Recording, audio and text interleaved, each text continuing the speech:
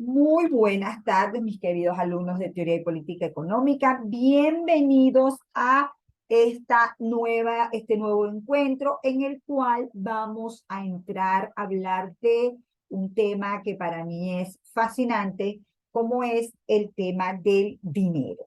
Ya hemos estudiado suficientemente el mercado de bienes y servicios.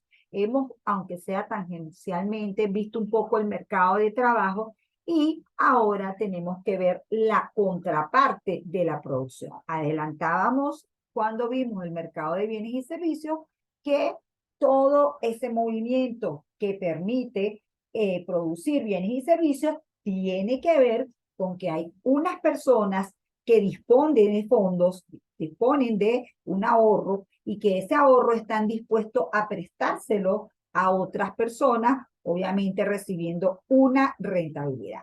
De manera que así como está el mercado de bienes y servicios, paralelamente está el mercado donde los inversionistas solicitan fondos para poder invertir y aumentar la producción, y los ahorristas, que son los que han tenido un excedente, una vez que tuvieron un ingreso, se le resta la parte del consumo en bienes y servicios y han tenido un excedente de ahorro, y ese ahorro entonces lo utilizan para tener rentabilidad a través de la colocación de ese ahorro o en instrumentos en el mercado del dinero, es decir, en los bancos, en cualquier tipo de depósitos en los bancos o en el mercado de capitales o mercado de valores, donde se cotizan o donde hay una amplia oferta de acciones y bonos, y todo el que tiene un capital excedente, un ahorro excedente, pues entonces, o un capital financiero excedente, va a esos mercados y compra acciones o compra bonos, y todo eso es una inversión en activos financieros que en algún momento le permite a él obtener un rendimiento. Es decir, todo activo financiero da derecho a el tenedor de ese activo financiero a recibir un interés o una rentabilidad y la devolución del capital al final del periodo. ¿Okay?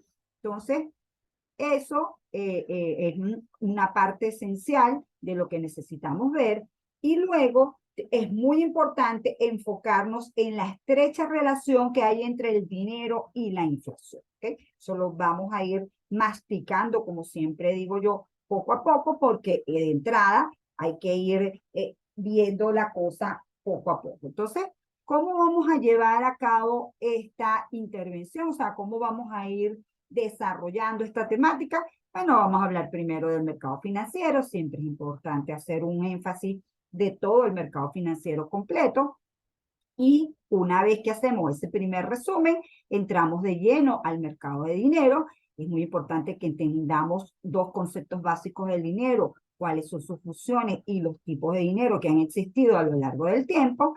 Y entendamos entonces que el mercado de dinero, como todo mercado, tiene una oferta de dinero, tiene una demanda de dinero y además tiene un precio, que en este caso es la tasa de interés. Es el precio en el mercado de dinero.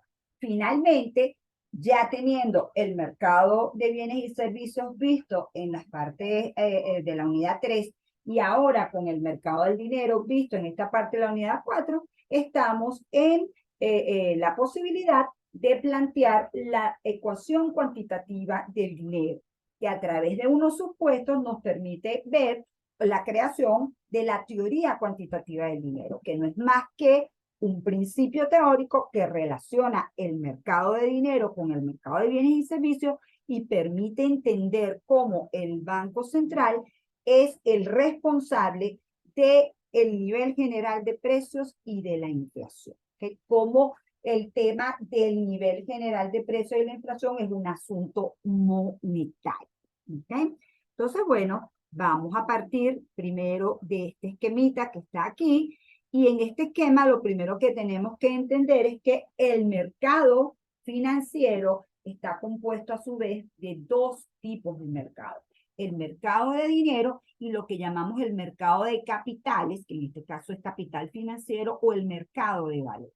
Eso quiere decir que cuando hablamos del sistema financiero, estamos hablando de los activos financieros. Entonces, repasamos la idea que los activos financieros son instrumentos que permiten al tenedor de ese instrumento tener un derecho a recibir dinero en el futuro, recibir alguna rentabilidad en el futuro.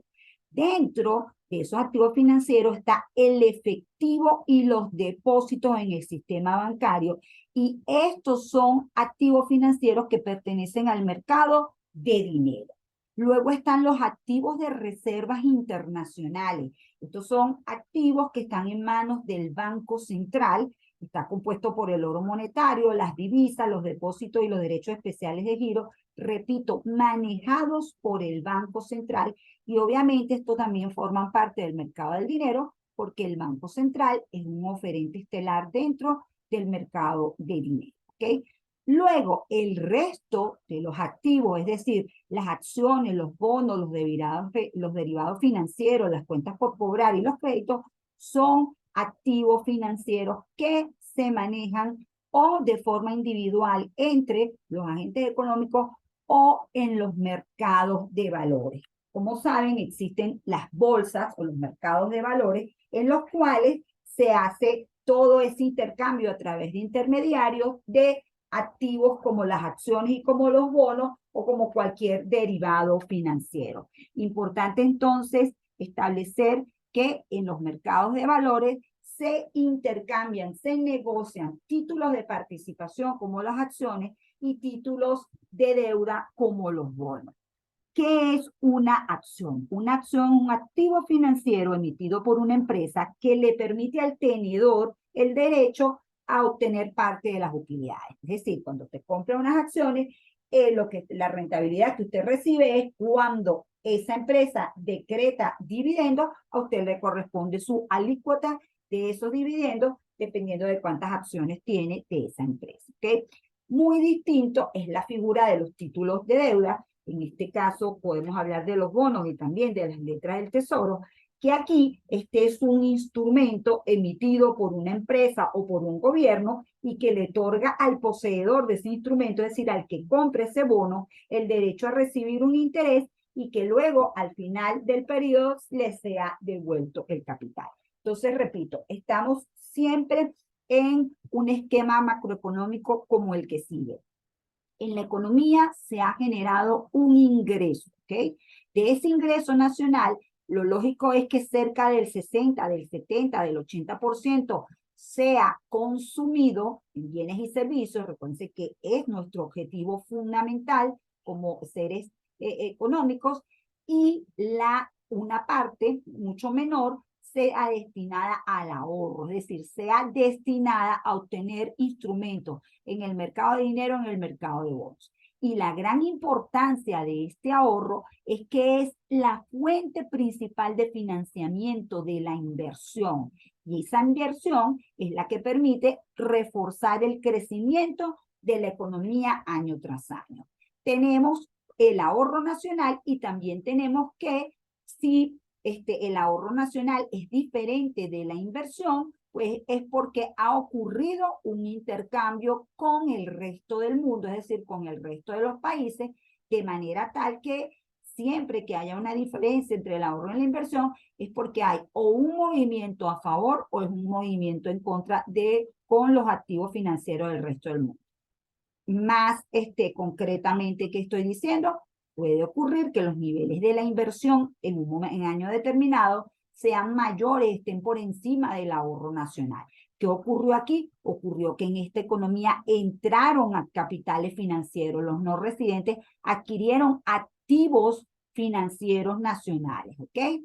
O puede ocurrir lo contrario, que en esta economía la inversión esté por debajo del ahorro, lo que quiere decir es que nuestros agentes nacionales se fueron a adquirir activos financieros a otros países, ¿ok? El caso es entonces que desde el punto de vista macroeconómico, nosotros en un momento determinado vamos a tener una riqueza financiera, y esa riqueza financiera va a estar diferenciada entre todos los activos que consideramos dinero, aquí están incluidos los depósitos, y el resto de los activos financieros, Entonces, repito, al final de lo que se trata es que tenemos, por un lado, el mercado de bienes y servicios, donde está la oferta de dinero, el mercado de bienes y servicios, donde está la oferta agregada, la demanda agregada y el nivel general de precios, y de forma paralela, lo que ha permitido que se ocurran todas esas transacciones en el mercado de bienes y servicios es que ha estado en paralelo un mercado de fondos donde ha ocurrido o han concurrido prestamistas, ¿ok? De fondos y prestatarios de fondos, y entonces allí ha ocurrido un precio muy importante que es la tasa de interés, porque obviamente para que usted tome las decisiones de cuánto dinero tener depositado en los bancos, cuánto dinero en efectivo y cuánto de rentabilidad puede obtener en cualquiera de los otros activos financieros, toma en cuenta la tasa de interés. Aquí está el efectivo y sabemos que el efectivo no genera ninguna tasa de interés, pero demandamos efectivo, las personas necesitan efectivo porque es el activo financiero más fácil de intercambiar por otros bienes y servicios. Entonces, siempre, sobre todo para transacciones, porque al final el objetivo, lo vamos a ver claramente aquí, del dinero es que nos permite intercambiarlo por otros bienes y servicios. Entonces, bueno, eso, como les digo, esa es una idea general del mercado financiero que quería darles allí a ustedes. Y ahora sí nos podemos adentrar en lo que es el mercado de dinero. Entonces, por supuesto, lo primero es definir qué es el dinero. Y el dinero es una mercancía económica única, no existe ninguna otra que tenga esta equivalencia, ¿ok? Su característica es que no se demanda por lo que es, sino por lo que puede hacerse con él. Una forma muy fácil de verlo es que, por ejemplo, un billete de $100, usted no está preocupado por las características del billete de $100, por cuál es el serial, sino solamente porque esté en buen estado. ¿Por qué? Porque a usted lo que le interesa es lo que usted puede adquirir con ese billete de $100. ¿Okay? Entonces, a eso se refiere con que lo que interesa es lo que se puede hacer con ese dinero. Por eso es que también es importante entender que el dinero o dinero es cualquier activo financiero o cualquier activo que pueda ser fácilmente usado para la adquisición de bienes y servicios. Por eso es que inclusive en espacios pequeños ha ocurrido, como por ejemplo en la Segunda Guerra Mundial, que los cigarrillos llegaron a convertirse en dinero. ¿Por qué se convirtieron en dinero? Porque era la mercancía con la que se podían adquirir los otros bienes dentro de ese lugar. Entonces, la existencia del dinero se da porque usted necesita una mercancía común para poder hacer los intercambios. Imagínense que yo como profesora de teoría y política económica no recibiera un ingreso, sino que yo tuviera que, con lo que yo sé hacer, que es enseñar teoría y política económica, buscar a alguien que estuviese interesado en que yo le diera una clase de teoría económica para cambiármelo por unos alimentos. Entonces, eso haría que los intercambios fueran muy difíciles, ¿verdad? Obviamente eso lleva a que desde muy temprano las sociedades consigan una mercancía común. Las mercancías comunes arrancaron siendo otras mercancías, como por ejemplo el ganado, el aceite de oliva, ¿cómo se llama? La cerveza, la cebada inclusive, y era intercambiada por otros bienes y servicios. ¿Qué ocurría aquí? Por supuesto, ocurría un problema de equivalencia, ocurría que no podías hacer los intercambios de manera fluida, de manera que se empezó a utilizar los metales preciosos, porque los metales preciosos permitían hacer medallas, ¿verdad? O monedas de oro y plata e intercambiarlas por los otros bienes y servicios. Mi tipo de dinero, mercancía, tiene un costo y es el costo de oportunidad que se genera al utilizar estos metales preciosos. Es decir, estos metales preciosos que son otra mercancía y que puede ser utilizada para consumirse como tal, están siendo utilizados para intercambiarlos por otros bienes y servicios. De manera que eso fue bastante obvio para algunas sociedades que era más fácil mantener el oro guardado en una, almacenado, custodiado en algún lugar, y ahí es donde empiezan a salir, a nacer las principales casas de cambio, y cambiarlo por o emitir un papel en el cual el tenedor del papel le garantizaba que ese papel valía porque estaba respaldado por ese dinero o ese oro que tenía el tenedor.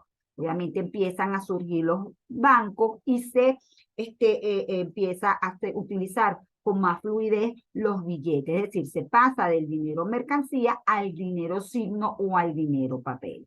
Y cuando aparece el dinero papel, economistas brillantes como Adam Smith se dan cuenta que esa es la verdadera esencia del dinero, o sea, que el dinero necesariamente lo que permite es que podamos hacer los intercambios fácilmente.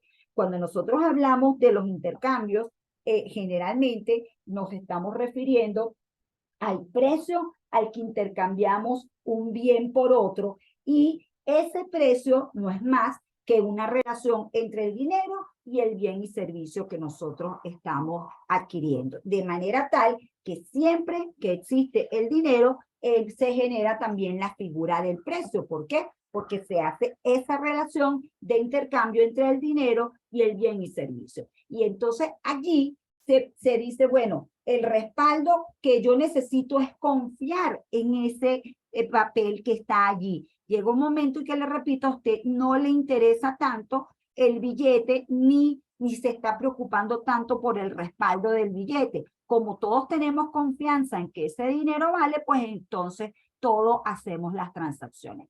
Ah, pero resulta que hay monedas que pierden valor y hay otras que ganan valor. ¿Qué está detrás entonces realmente del respaldo del dinero?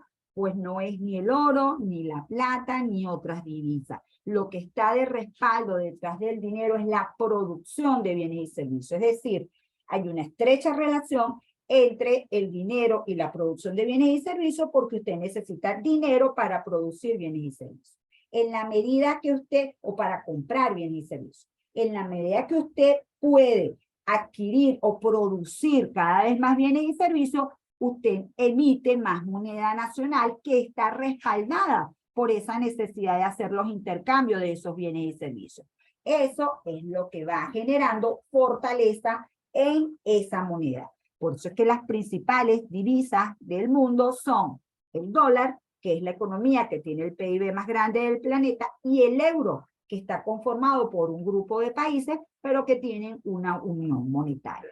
Todo esto queda definitivamente más claro cuando se deja de, o sea, cuando se crean los bancos centrales y se crea el esquema de moneda fiduciaria. Porque entonces, ¿qué ocurre cuando aparecen las instituciones de banco central? El Banco Central adquiere el monopolio de emitir monedas y billetes, ¿ok? Y además de controlar los depósitos en el sistema financiero, y el Banco Central lo que dice es, mire, yo decreto el valor que tienen las monedas y billetes, ¿ok?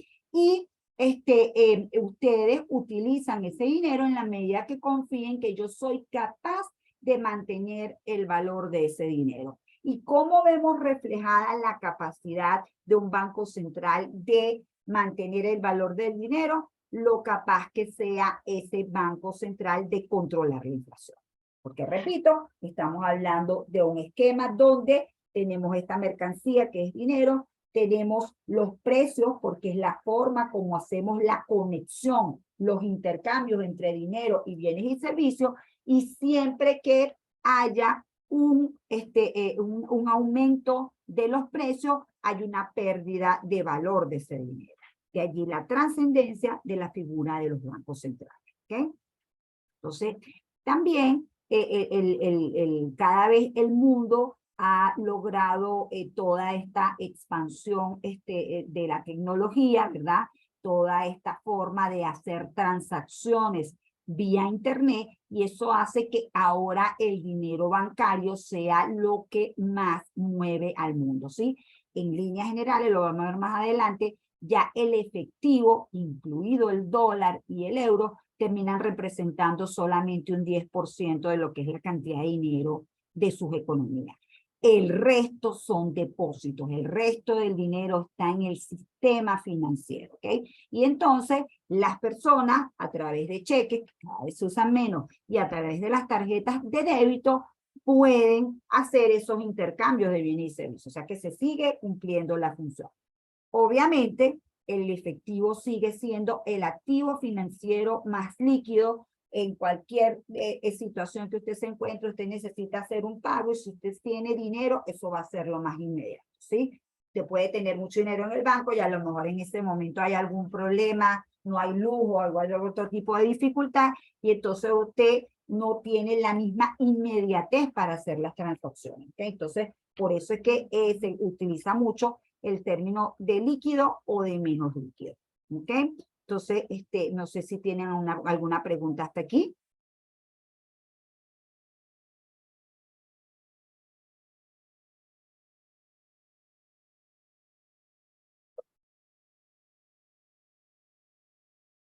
Uy. Ok, entonces,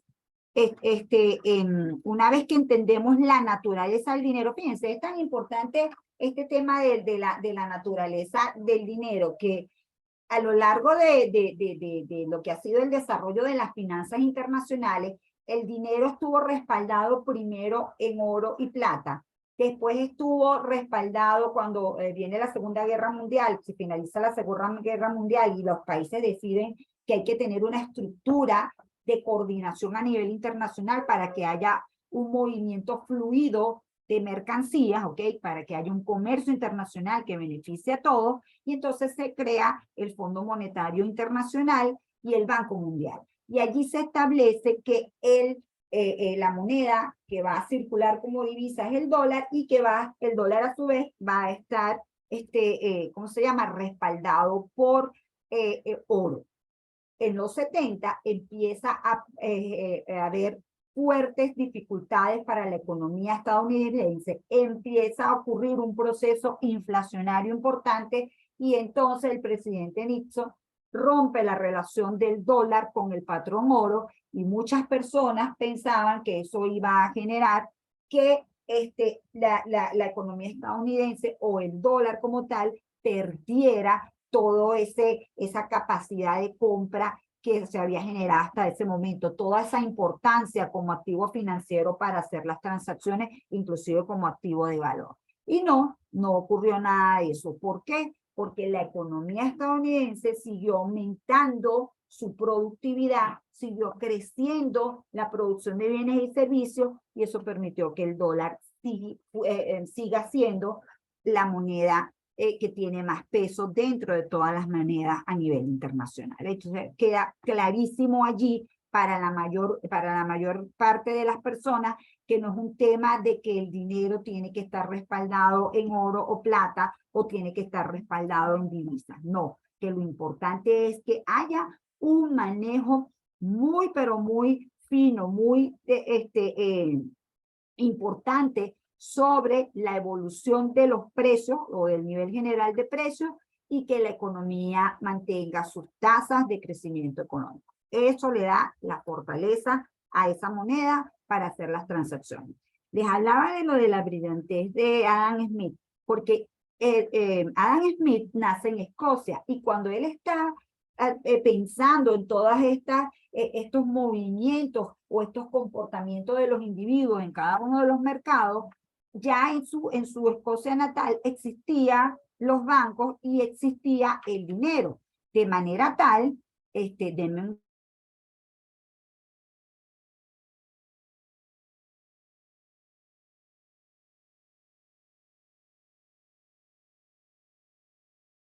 ok, entonces, como les decía, en la época de Adam Smith, ya existía en su Escocia natal el dinero, el billete, perdón, los billetes, y entonces él decía que el uso de los billetes equivalía a que si usted tuviese en un sembradío una carretera que estuviera por el aire, porque era lo que enfatizaba Adam Smith, decía, bueno, si usted en un sembradío tiene que hacer carreteritas para poder desplazarse dentro de ese sembradío y poder recoger la producción, todas esas calzadas, que es como se llama a esas vías de transitar dentro de un sembradío, esas calzadas tienen el costo de oportunidad que es terreno que usted deja de sembrar porque lo necesita para transitar. Entonces, en el caso del dinero, cuando usted no respalda el dinero en oro y plata, es decir, usted no utiliza esos metales que les puede sacar provecho haciendo, ¿cómo se llama? Diferentes bienes con esos metales, equivale entonces a que usted está aquí con una carretera en el aire y sacándole, permitiendo que toda la producción, todo el terreno sea utilizado para el sembradío, ¿sí? Entonces, yo siempre hago mucho énfasis porque la mayoría de las personas asocia siempre dinero con el tema de, primero, dinero como todo. La gente tiene mucho dinero y entonces piensa que son todos los activos fijos que tenga, los activos financieros. No, desde el punto de vista macroeconómico, dinero es eso, es esa mercancía que permite intercambiarse por el resto de los bienes y servicios. ¿Ok?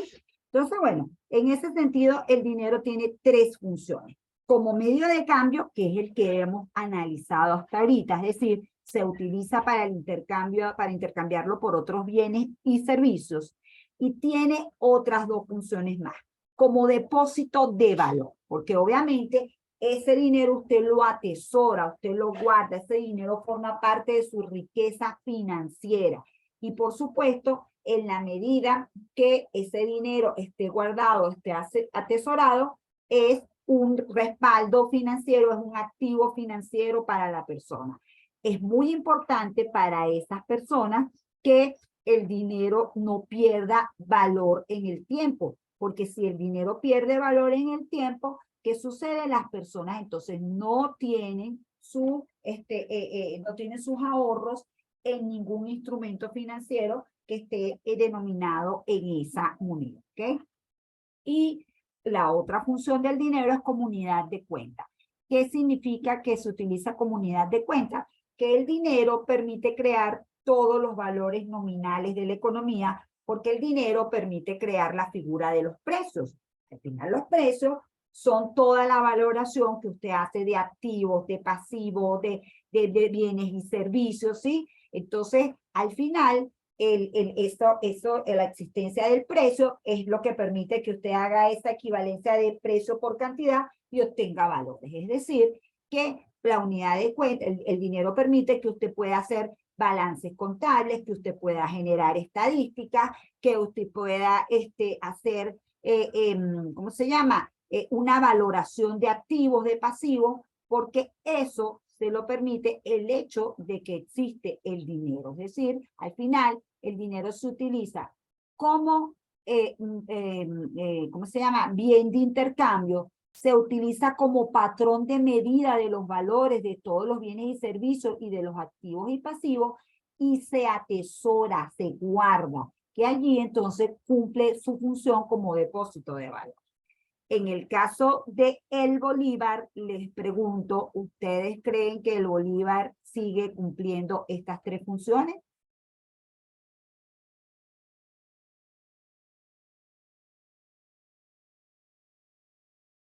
¿Se utiliza el bolívar para intercambiarlo por otros bienes y servicios? Sí, ¿verdad? Se utiliza para intercambiarlo por otros bienes y servicios. Porque claro, mientras haya una parte de la población que su salario sea pagado en bolívares, esa es la unidad de cuenta que tiene para intercambiarlo por otros bienes y servicios, ¿sí? Así que se utiliza como medio de cambio.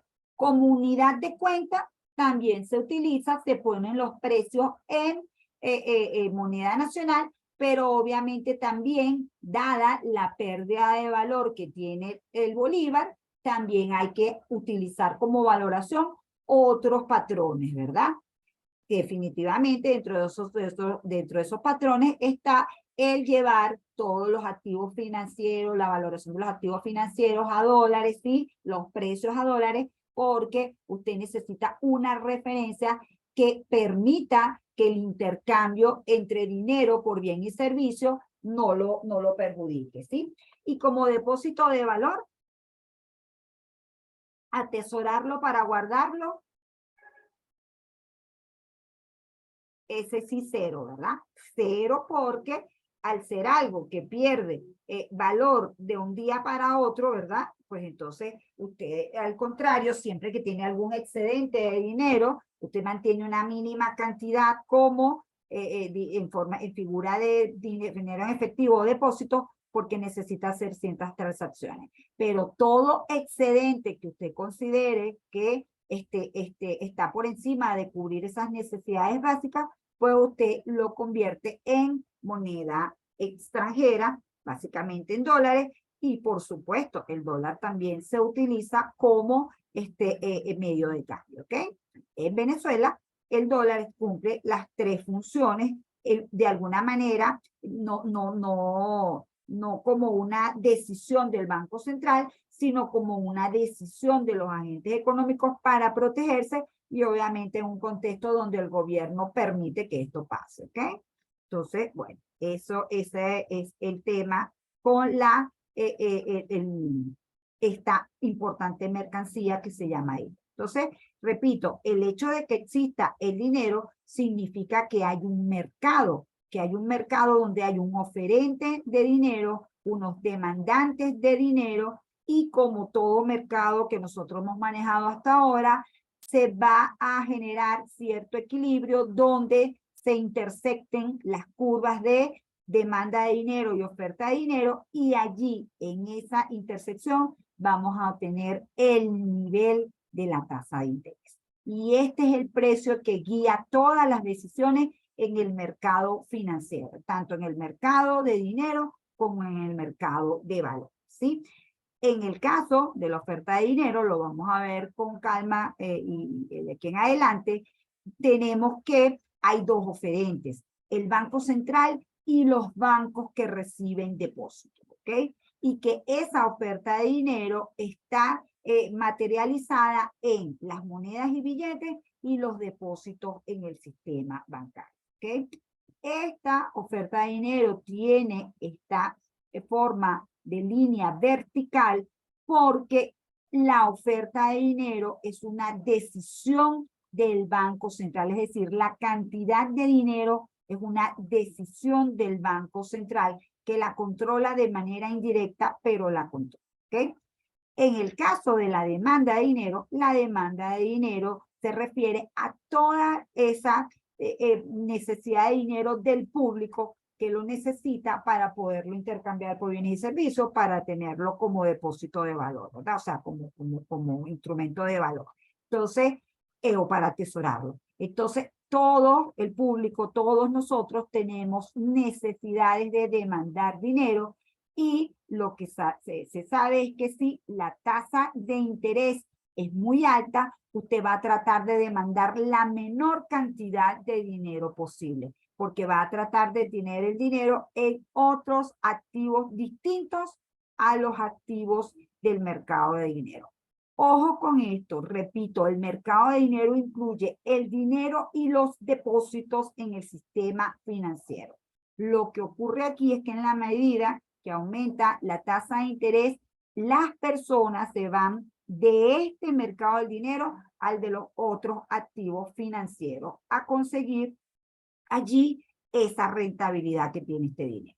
En cambio, cuando la tasa de interés es bajita, pues no hay un costo de oportunidad de tener el dinero en este mercado, bien sea en depósito o en efectivo, y ¿cómo se llama? Tiene altas cantidades de dinero, ¿ok? Entonces, en el punto donde se intersectan ambas curvas, ¿qué ocurre? En este punto coinciden la política o el deseo de política del Banco Central de Venezuela, del Banco Central, de cualquier Banco Central, el objetivo de política con las necesidades del público, con cuánto dinero desea tener o demandar el público, y allí entonces se obtiene la tasa de interés. Los bancos centrales no suelen fijar directamente la tasa de interés, no. Los bancos centrales suelen, a través de instrumentos que manejan los bancos centrales, aumentar la cantidad de dinero o disminuir la cantidad de dinero para impactar la tasa de interés. ¿Okay? Entonces, bueno,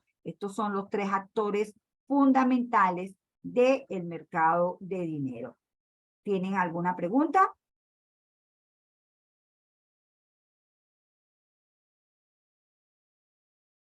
Entonces, vamos a hacer este primer corte para seguir en la segunda hora.